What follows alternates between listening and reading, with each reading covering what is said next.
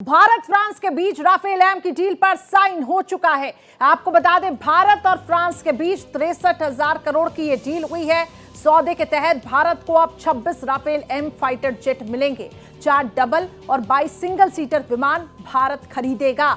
INS Vikrant पर तैनात होंगे राफेल एम। बड़ी खबर आपको बता रहे हैं, राफेल एम को लेकर कहा जा रहा है कि यह भारत के लिए बहुत ज्यादा कारगर साबित होगा। भारत की तरफ से रक्षा सचिव राजेश कुमार ने भी कहा, इस डील पर साइन किया है।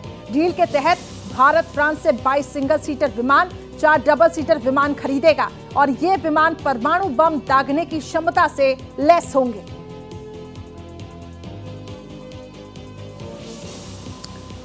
तो भारत और फ्रांस के बीच ये डील साइन हुई है। इस वक्त हमारे साथ ब्रिगेडियर विनोद दत्ता रिटायर्ड जुड़ चुके हैं, डिफेंस एक्सपर्ट भी हैं। सीधा मैं उनकी तरफ रुख करूंगी। विनोद दत्ता जी, आप इस डील को किस तरीके से देखते हैं, वो भी ऐसे समय पर जब पहलगाम में यह आतंकी हमला हुआ? भारत पूरी कोशिश कर रहा है पाकिस्तान को कमजोर करने की, चाहे वो नेवी हो, चाहे वो डिफेंस, और इसके अलावा अलग अलग तरीकों से पाकिस्तान को कमजोर करने की कोशिश हो रही है। बिल्कुल, देखिए, एक बहुत ही अच्छी डील है और अगर ये डील जब मटेरियलाइज हो जाएगी तो हमारी जो स्ट्रेंथ है वो करीब 62 के करीब हो जाएगी रफाल की। और ये जो मरीन वर्जन आ रहा है ये काफी एडवांस्ड एयरक्राफ्ट है। और अगर आप पास में देखें तो जो फ्रेंच एयरक्राफ्ट है या जो एरियल प्लेटफॉर्म है, उन्होंने हमेशा एक अच्छी मतलब परफॉर्मेंस दी है। सर्जिकल स्ट्राइक भी जो हुई थी उसमें भी अगर आप देखें तो सर्जिकल स्ट्राइक में मिराज को ही चुना गया था। सन 65 की वॉर में भी स्पिटफायर जो फ्रांस का विमान था उसको चुना गया था। तो इन सब चीजों को देखते हुए इसमें न्यूक्लियर जो इन्वेंट्री है या जो बॉम्ब है उसको डिलीवर करने की कैपेसिटी है। तो इससे अच्छा दूसरा सबसे बढ़िया है कि ये जो हमारे नेवल एयरक्राफ्ट कैरियर्स हैं उनके ऊपर इनको स्टेशन किया जाएगा। वर्टिकल टेक ऑफ या टेल हुक का प्रोविजन दिया गया है, तो छोटे रनवे से इनको टेक ऑफ किया जा सकता है। तो ये जो हमारी रीच है, खासकर जो हमारे आइलैंड नेशंस हैं या जैसे पाकिस्तान का कराची हार्बर है, वहाँ हम इस तरह के कोई स्ट्राइक्स अगर करना चाहें तो उससे कर सकते हैं। तो इससे जो हमारी नेवी का जो पंच है, जो कॉम्बैट एज है, वो कई गुना बढ़ जाएगा। और ये 4.5 जनरेशन का एयरक्राफ्ट है और इसकी जो क्षमता है वो काफी है। 3,700 किलोमीटर का है इसका जो रेंज है। और न्यूक्लियर जो मतलब बॉम्ब्स हैं उनको डिलीवर कर सकता है। सर, खबर ये भी सामने आई है कि दक्षिण एशिया के केवल 2 ही ऐसे देश जिसमें भारत और चीन है जो इस राफेल को कैरियर कर सकते हैं। यानी इससे समझा जा सकता है कि भारत के लिए ये कितना ज्यादा फायदेमंद साबित होगा। जी बिल्कुल, आप देखिए, भारत के पास 2 एयरक्राफ्ट कैरियर्स हैं और चीन के पास 3। चीन का जो चौथा है वो उनके डॉकयार्ड्स में है, बन रहा है। भारत ने भी तीसरे का ऑर्डर दे दिया है, लेकिन इसको बनने में काफी समय लगता है। तो इन सब चीजों को ध्यान में रखते हुए एशिया में 2 ही ऐसी रीजनल पावर्स हैं जो एयरक्राफ्ट कैरियर अफोर्ड कर सकती हैं। करीब 16-17 हजार ट्रूप्स इसमें होते हैं, 2 या 3 स्क्वाड्रन्स एयरक्राफ्ट के होते हैं।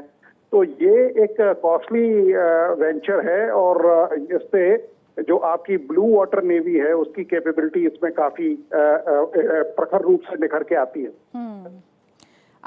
सर, ये बताया जा रहा है कि सुरक्षा की दृष्टि से बेहद महत्वपूर्ण है, समुद्र का सुपर हीरो इसे कहा जा रहा है। देखिए, ऐसे समय पर ये डील पर हस्ताक्षर हुई है जब ये तनाव चल रहा है भारत और पाकिस्तान के बीच में। इसे आप किस तरीके से देखते हैं? देखिए, ये बड़ा सही समय है जब इस डील को साइन किया गया है। और इस तरह की डील तो बदस्तूर चलती रहनी चाहिए, क्योंकि हमारे यहाँ नी जर्क रिएक्शन नहीं होना चाहिए या रिएक्टिव नहीं होना चाहिए। क्योंकि हमारा जो इक्विपमेंट प्रोफाइल है उसको बदस्तूर हमें अपग्रेड करना पड़ेगा, क्योंकि आज का जो वॉरफेयर है वो टेक्नोलॉजी ड्रिवन है। क्योंकि हर चीज और टेक्नोलॉजी आपको पता ही है कि कितनी जल्दी आउटडेट हो जाती है या आउटस्मार्ट हो जाती है। तो इन सब चीजों को ध्यान में रखते हुए इस तरह की जो डील है या इस तरह के अपग्रेडेशन हैं हवाई जहाजों में, वो करते रहना चाहिए। और चाहे वो नेवी में हो या मतलब हमारे जो टैंक्स हैं या और किसी तरह का इक्विपमेंट है, उसमें ये कार्रवाई लगातार रहनी चाहिए। जी सर, एक आखिरी सवाल मेरा, मेक इन इंडिया को कहा जा रहा है कि इससे बढ़ावा मिलेगा, स्थानीय उद्योग हैं उनका भी विकास होगा। हाँ बिल्कुल, देखिए अभी जिस तरह से 1,05,000 करोड़ का हमने इक्विपमेंट इंडिजीनियस बनाया है जी, और कई इस तरह के इक्विपमेंट हमने इंडक्ट किए हैं, तो हमारी जो इंडिजीनियस इंडस्ट्री है उसको काफी बढ़ावा मिल रहा है। और भारत को अगर देखिए अभी नहीं, लेकिन जब भी सुपर पावर का दर्जा मिलेगा तो उसके लिए हमारी जो होम इंडस्ट्री है, जो इंडिजीनियस इंडस्ट्री है या प्रोडक्शन है, उस पर हमें निर्भर होना पड़ेगा, क्योंकि इम्पोर्ट के भरोसे पे आप सुपर पावर बनने की हुंकार नहीं भर सकते। बिल्कुल सही कहा सर आपने। और देखिए अब किस तरीके से भारतीय नौसेना को सशक्त करने के लिए ये राफेल एम आ रहा है। बहुत बहुत शुक्रिया सर तमाम जानकारियां साझा करने के लिए। इस वक्त हमारे एक और सहयोगी मोहित शुक्ला भी जुड़ चुके हैं। मोहित, कहा जा रहा है कि एक शक्तिशाली राफेल जो ये आ रहा है वो भारतीय नौसेना को और सशक्त करेगा, मजबूत करेगा। बताया तो ये भी जा रहा है कि पाकिस्तान इस डील के हस्ताक्षर से घबरा गया है। और देखिए करिश्मा, आपको बताना चाहूंगा कि भारत के पास 2 ही एयरक्राफ्ट कैरियर हैं, जो कि एक आईएनएस विक्रमादित्य और एक आईएनएस विक्रांत है। लेकिन अब आपको मैं बताऊं, और हाँ सबसे बड़ी बात यह है कि इसके ऊपर तैनात कौन है, इसके ऊपर तैनात है मिग-29, जो कि पुराने जमाने के विमान हो चुके हैं। और हमने देखा था कि 71 के समय में मिग ने किस तरीके से कहर बरपाया था, लेकिन अब उसको एक्सचेंज किया जा रहा है, उसको चेंज किया जा रहा है, रिप्लेस किया जा रहा है। किससे किया जा रहा है? ये जो नए राफेल विमान आ रहे हैं, तो आप एक बात समझिए कि जो नए विमान आ रहे हैं, जब ये आईएनएस विक्रमादित्य और आईएनएस विक्रांत पर इनकी तैनाती होगी, तो आप समझिए कि हिंदुस्तान का दबदबा कैसे होगा।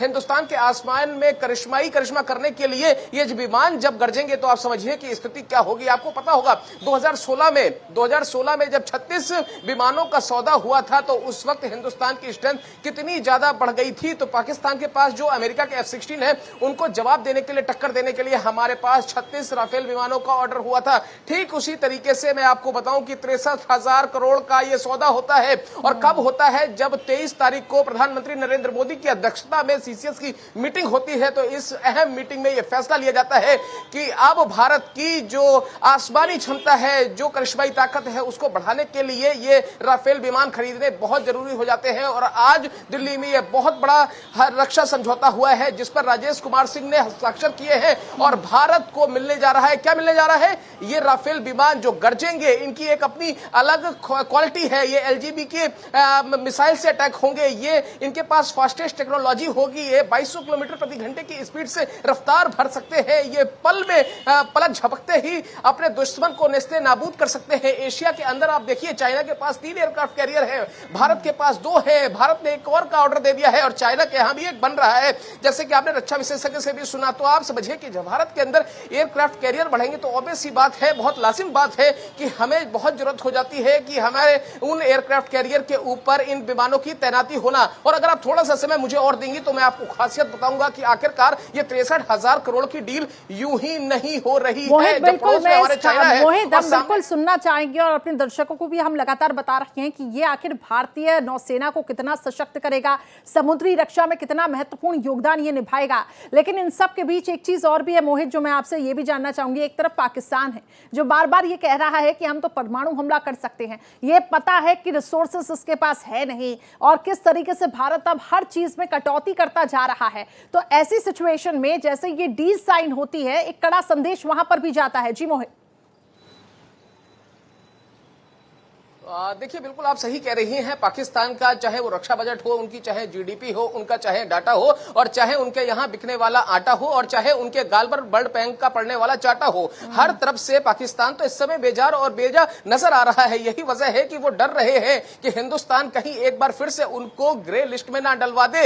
एफएटीएफ की जो ग्रे लिस्ट है, उससे आपको मैं बताऊं कि 2022 में पाकिस्तान बाहर निकला था, 2018 में उसको एफएटीएफ की ग्रे लिस्ट में डाला गया था। तो डर तो यह है साहब कि जो आईएमएफ के आगे कटोरा फैलाते हैं, जो वर्ल्ड बैंक के आगे हम कटोरा फैलाते हैं, जो दूसरे कंट्रीज के आगे हम कटोरा फैलाते हैं, ऐसा ना हो जाए कि हाथ से कटोरा भी चला जाए और हाथ से हमारा मुल्क भी चला जाए। क्योंकि पाकिस्तान के अंदर हम देख रहे हैं चाइना का दबदबा बढ़ रहा है। पाकिस्तान के अंदर चाइना लगातार अपने बंदरगाह बना रहा है, तमाम उनके ऐसे सेंटर्स जहां पर चाइना ने अपना डेवलपमेंट का इंफ्रास्ट्रक्चर का काम शुरू कर दिया है। तो अब ये पाकिस्तान के अंदर से भी आवाजें उठ रही हैं कि साहब आप क्यों चाइना की गोद में जाकर खेल रहे हैं। और आप समझिए कि जब 1600 ईस्वी में ईस्ट इंडिया कंपनी की स्थापना होती है, उस वक्त भी ऐसा ही हुआ था। जब अंग्रेज हमारे देश में आए थे तो उन्होंने सबसे पहले हिंदुस्तान के राजाओं को धीरे धीरे करके लॉलीपॉप दिया था और हमने देखा था किस तरीके से कॉलोनियलिज्म व्यवस्था यहां पर लागू हुई थी। और भारत ही नहीं, भारत जैसे तमाम ऐसे देशों में उस समय ब्रिटिश ने जो अधिकारी थे, ब्रिटिश अधिकारी थे, ब्रिटिशर्स थे, या फिर जो उस समय के अंग्रेज अधिकारी थे और जो वहां की उस समय की व्यवस्था थी, उन्होंने अपने अपने छोटे छोटे उपनिवेश बनाए थे। और वो उपनिवेश आखिरकार